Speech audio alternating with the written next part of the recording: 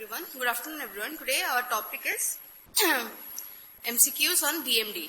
So the first question is, stimulation of which of the following nerve causes elevation in mood? Olfactory nerve, optic, trigeminal or vagus? And the correct answer is vagus nerve.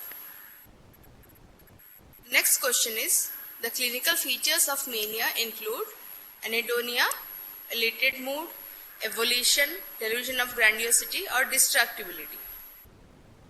So there are multiple answers to this question, which are elated mood, delusion of grandiosity and distractibility. Anhedonia and evolution is something that we see in cases of depression.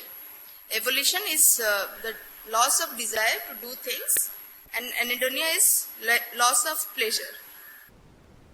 Flight of ideas is seen in mania, schizophrenia, depression, delirium or neurosis.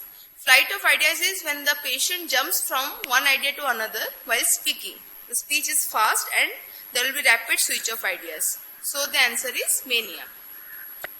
Mania is characterized by paranoid delusion, loss of orientation, high self-esteem or loss of insight. And the correct answer is paranoid delusions, also seen in schizophrenia. Loss of orientation is seen in delirium.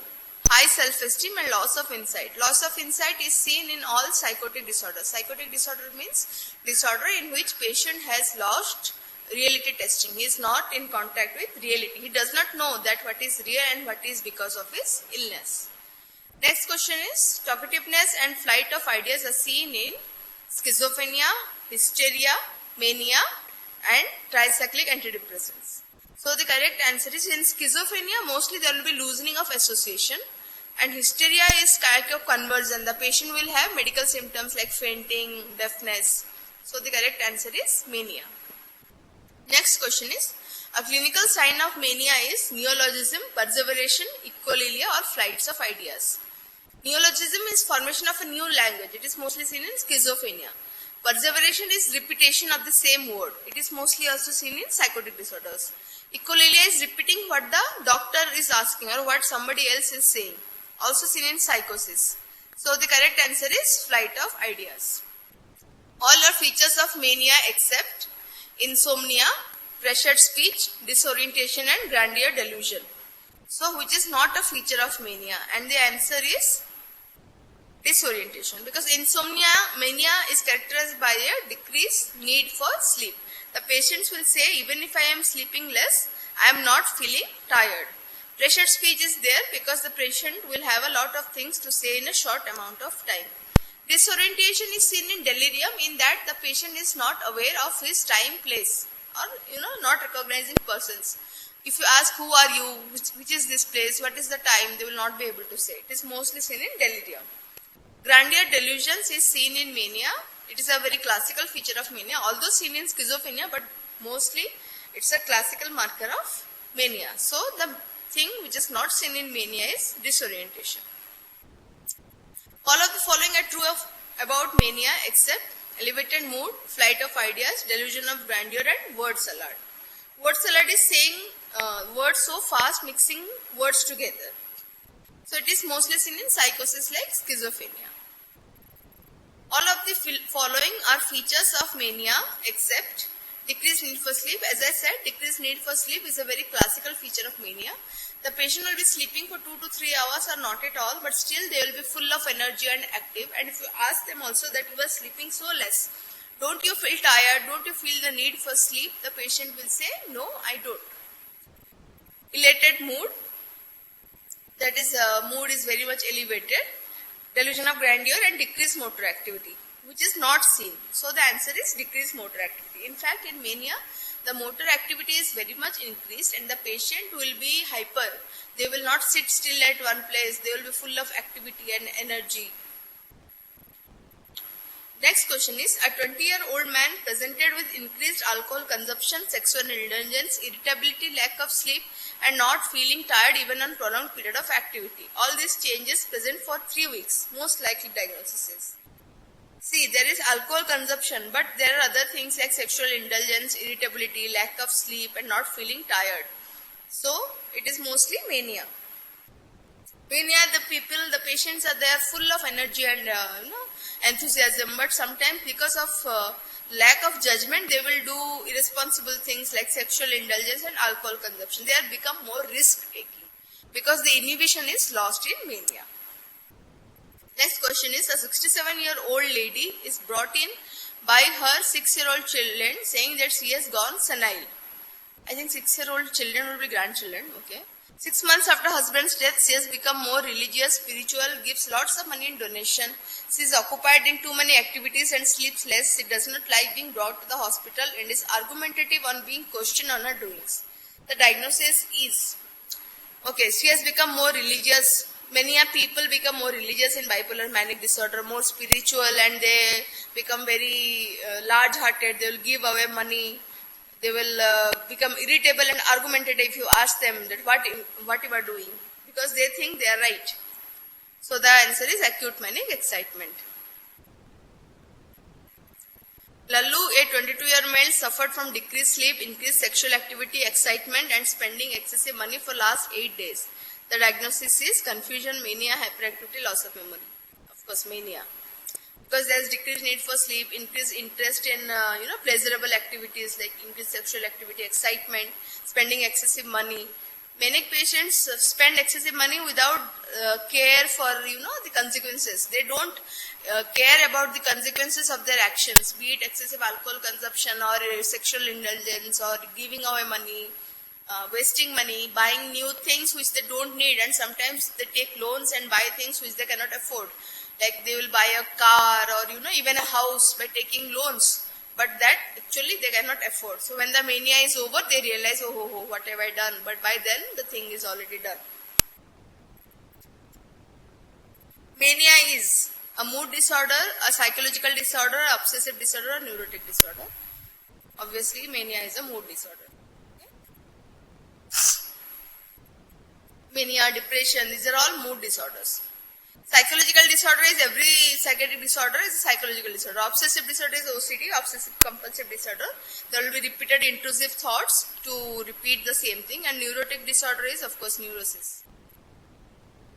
Bipolar affective disorder includes recurrent depressive episodes, recurrent manic episodes, depressive episodes and hypomanic episodes, manic episodes and dysthymia, manic episodes and depressive episodes. So bipolar affective will be recurrent manic episodes. See, only if there are recurrent depressive episode, it will not be a bipolar affective disorder, it will be a major depressive disorder, okay? Depressive episodes and hypomanic episode. The moment the patient has a hypomanic episode, it becomes bipolar disorder, bipolar 2, type 2. Manic episode and dysthymia, that will also be there. I don't know why it is not there, but it is also there. Bipolar affective disorder, whenever there is a mania or a hypomania, it will be a bipolar affective disorder.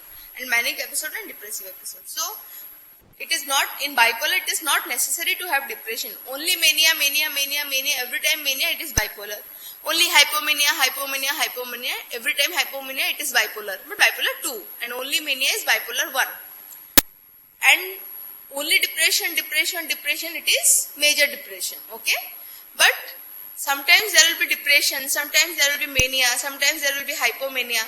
Then also it is bipolar 1, because the order is manic episode has the highest priority, manic episode is always bipolar 1. So anytime there is mania, it becomes bipolar 1. Other episodes, even if they are hypomanic or depression, it is bipolar 1. Then comes hypomanic. Even if the patient has 10 depressive episodes and even 1 hypomanic episode, it becomes bipolar 2, because there has been a hypomanic episode. Okay? And only depressive episodes, no mania, no hypomania, then it becomes a major depressive disorder. So mania, hypomania, depression. This is the order of priority when deciding the diagnosis. Which of the following are included in bipolar disorder? Hypomania, cyclothymia, paranoid disorder, hyperthymia, kleptomania. Hypomania and cyclothymia. Hypomania is manic symptoms are there, but not to a degree that it is really affecting the life of the patient. Okay, there will be some irritability, some grandeur ideas, but not at the level of delusions. There will be no psychotic episodes. Patient may say, yes, I am feeling very happy or I have excessive energy, but it is not so severe that the patient will do anything harmful or require admission or become irritable. Okay. And in hypomanic episodes, sometimes the patient does not even come to the doctor because the patient feels full of energy, ideas, creative people become more creative. And it is said that Van Gogh is a famous painter and he has done many paintings, and some paintings he has done in hypomanic state. It is said like that. So they are really beautiful. So creative people become even more creative. The brain runs fast. So they will not come for treatment, but sometimes the patient's relatives may feel what has happened to this person, why is he talking so much, why is he being so excited, so they might bring. But mostly we see very less cases of hypomania coming for treatment. Cyclothymia is like a cyclic disorder. In that there will be depressive disorder, but not to the level of major depression, some depressive disorders, and there will be some hypomanic or hyperthymic symptoms, but not up to the level of hypomania or mania. So that is a kind of bipolar disorder. Paranoid disorder is a kind of psychotic disorder in which the patient has the delusions that people are against me, people are plotting against me, people are talking about me, like that. Hyperthymia is a kind of a personality trait. You see some people, they are very jovial, speak loudly, they have, many ideas, maybe they are good at oratory or singing or dancing, they have a kind of a personality, flamboyant personality, that is hyperthymic. Kleptomania is an irresistible desire to steal things. Mostly the things are not even useful. So that is a kind of a disorder in which it is an impulse control disorder. Okay, the patient has an impulse to steal. He steals. Immediately after stealing, the impulse is decreased. Patient feels some relief. Again, after some time, the desire to steal comes back. So it is an impulse control disorder. Previously it was a kind of an OCD, but new diagnosis says it is an impulse control disorder. Question 16. All of the following are included in diagnosis of bipolar disorder except mania alone, bipolar. Depression alone, not bipolar. Mania and depression, bipolar. Mania and anxiety, bipolar. Anything with mania is bipolar. So the answer is depression alone. Type 2 bipolar mood disorder includes combination of which of the following? Mania and subsyndromal depression. Once there is mania, it is type 1. Hypomania and depression, it is type 2. Hypomania and subsyndromal depression, yes. Hypomania and dysthymia, yes. So here it is actually wrong. Anything which has a hypomania becomes a bipolar 2 disorder. So it will be correct answer will be B, C and D.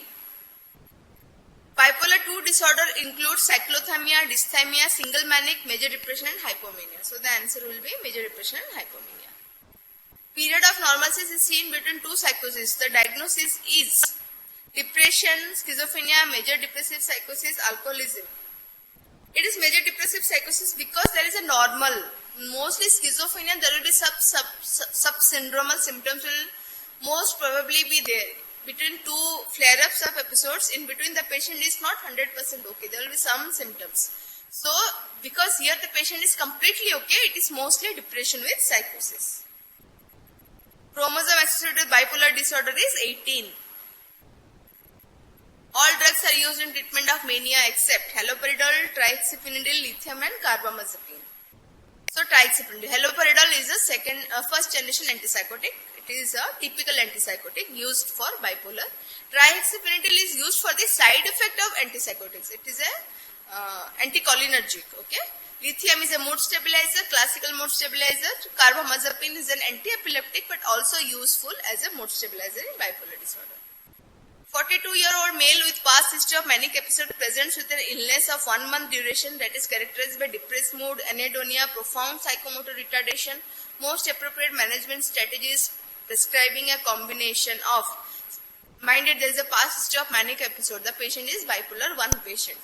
If you give antipsychotic, antidepressants, okay. Antidepressant and mood stabilizer, antipsychotics and mood stabilizer, antidepressant, benzodiazepine. So in this case, it is better to give a mood stabilizer.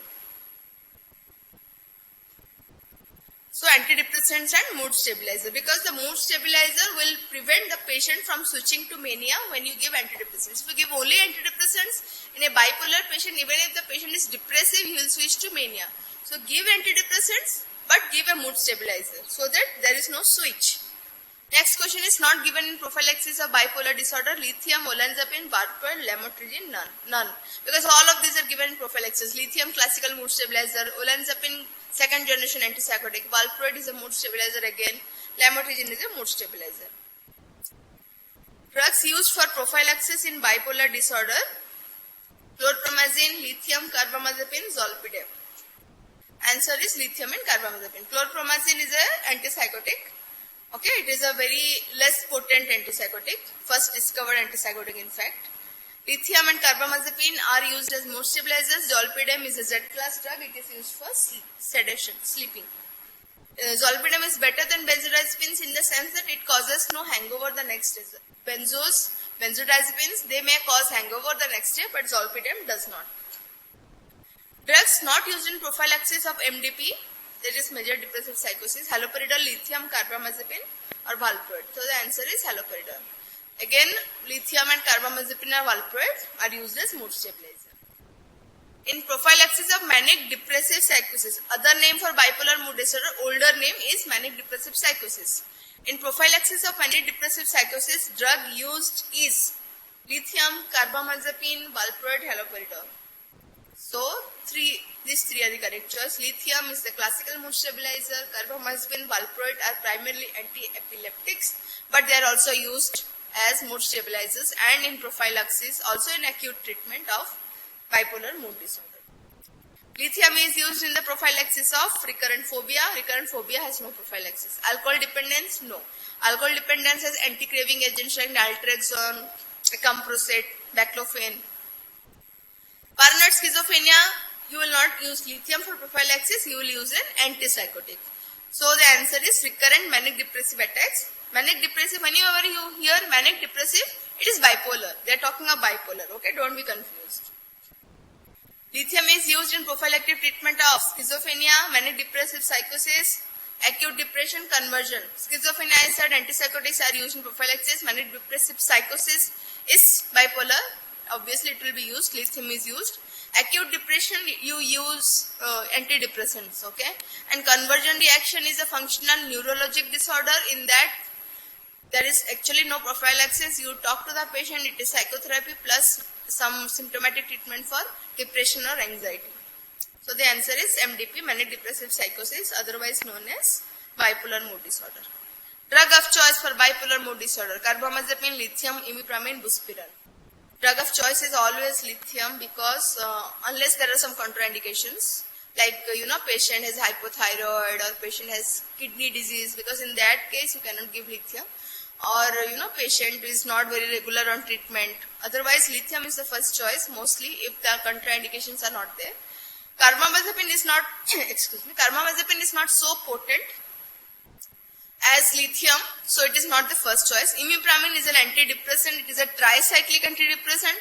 If you give it to a patient of bipolar mood disorder, it will precipitate mania. So obviously you don't want to do that, right? So you will not give it. Buspirone is an anti-anxiety drug. It is not the drug of choice in bipolar mood disorder. Best use of lithium is in treatment of schizophrenia, treatment of recurrent depression, treatment of first depressive episode, prophylaxis of bipolar mood disorder. So if anything you want to take away from this lecture, other things you may forget, but always remember lithium is the prophylaxis drug of choice for prophylaxis of bipolar mood disorder. What will you give for treatment of schizophrenia? You will give antipsychotics, okay, first generation or preferably second generation. Treatment of recurrent depression, you will give antidepressants, mostly SSRI or SNRI or TCAs. First depressive episode, you will give antidepressants. So the answer is obviously lithium, bipolar, just get it. Just print it in your brain or mind or memory. Lithium is used in the prophylaxis of bipolar mood disorder. Drug of choice for rapid cycling.